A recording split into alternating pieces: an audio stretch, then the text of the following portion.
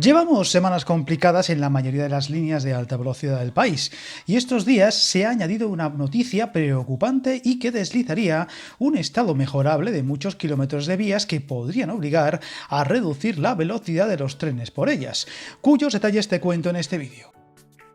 Empieza a ser un pan nuestro de cada día, incidencias de todo tipo en trenes, catenaria o vías de nuestra red de alta velocidad, especialmente las que tienen más años, con un claro ganador, el Corredor Sur, que está teniendo con mucha más frecuencia de la deseada y salvable incidencias que afectan a muchos viajeros y con una resolución cuando menos mejorable, y lo que es aún peor, con cada vez menos explicaciones. Todo añadiéndose a lo sucedido hace escasas semanas y de lo que nos hicimos eco en otro vídeo sobre un problema técnico encontrado en el modelo Abril de Talgo que llevó a la retirada del servicio a 5 de los convoyes y la redistribución de la flota por parte de Renfe. Pues bien, ahora se suma otro detalle muy preocupante que alertan desde el sindicato mayoritario de maquinistas, el SEMAF, que ha solicitado al gestor de la infraestructura ferroviaria, Adif Alta Velocidad, y la Agencia de Seguridad Ferroviaria que se reduzca la velocidad máxima de 300 a 250 km/h en al menos 4 corredores. Viajar en tren nunca fue tan fácil. En trenes.com encuentra y reserva tus billetes de Renfe, Wigo, Irio y muchos otros países europeos. Vive experiencias únicas a bordo y recuerda, si vas sobre raíles, está en trenes.com. En concreto, las líneas afectadas serían las que unen Madrid con Sevilla, Málaga, Valencia y Barcelona, donde desde el SEMAF se reclama esta medida al acumular un elevado número de imperfecciones en la vía, lo que hace que los trenes vayan literalmente pegando muchos botes y vibrando mucho, algo ya muy consabido en nuestras líneas y que dependiendo de la calidad del tren se hace más o menos perceptible, pero que choca con la imagen de extrema calidad de la marcha de trenes de alta velocidad en otros países, quizá los más conocidos los de Japón o China, donde incluso a mayores velocidades que las que se pueden registrar en España, estos trenes apenas muestran molestias y parecen flotar, un problema en el confort más evidente en el modelo S106, y que fue el que abrió esa posibilidad de reducir la velocidad en determinados tramos.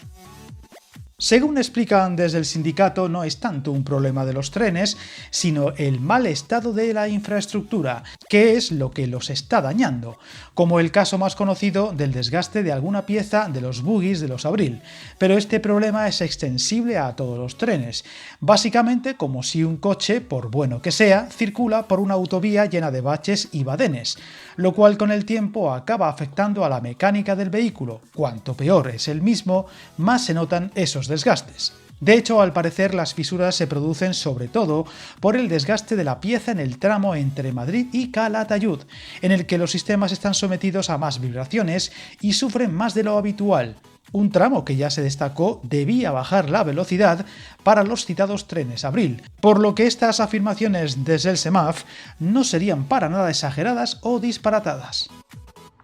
Todo indica además que estos problemas se están acelerando y elevando de gravedad debido a la mayor tensión que nuestras líneas de alta velocidad soportan tras el fuerte incremento de circulaciones y viajeros, que explotó con la llegada de Wigo e Irio, así como la incorporación de Renfe al mercado low cost con sus trenes Ablo, un incremento que se centra en las rutas citadas, a más circulaciones, más desgaste en la vía y por tanto más problemas de confort, un incremento de viajeros que ha sido muy superior a las previsiones más optimistas, lo cual ha llevado a ver, por ejemplo, estaciones atestadas de viajeros por ir con retraso en las ampliaciones previstas y probablemente, aunque desde el SEMAF no lo han destacado, a una política de mantenimiento que también iría por detrás de lo demandado por el incremento de trenes, algo que desde Transportes debería ser aclarado lo antes posible, ya que aunque esta información tampoco apunta a ello, este desgaste excesivo en vía y diversos sistemas, aparte de los trenes,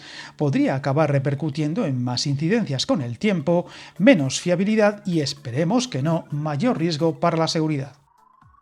Esta noticia llega también coincidiendo con otra acusación muy grave, en este caso desde el sindicato ferroviario, donde aseguran hay varios talleres muy por debajo de las necesidades en maquinaria, personal e incluso soportes de seguridad para manipulación de sustancias peligrosas. Un tema que parece lejos de ir resolviéndose a pesar de que llevan alertando de estos problemas mucho tiempo y de forma reiterada. En resumen, una tormenta perfecta que se está generando para un otoño que podría volver a ser calentito en el sector, y donde a pesar de estas acusaciones tan graves o de la cadena de incidentes que estamos viendo desde Adif y el Ministerio de Transportes, parecen estar de vacaciones y con la ventanilla echada, por lo que esperemos que más pronto que tarde se aclaren estos temas y sobre todo se les ponga remedio antes de que el daño a la imagen del ferrocarril en nuestro país sufra un revés difícil de subsanar. Suscríbete al canal y recuerda, hasta el camino más largo se inicia con un primer paso.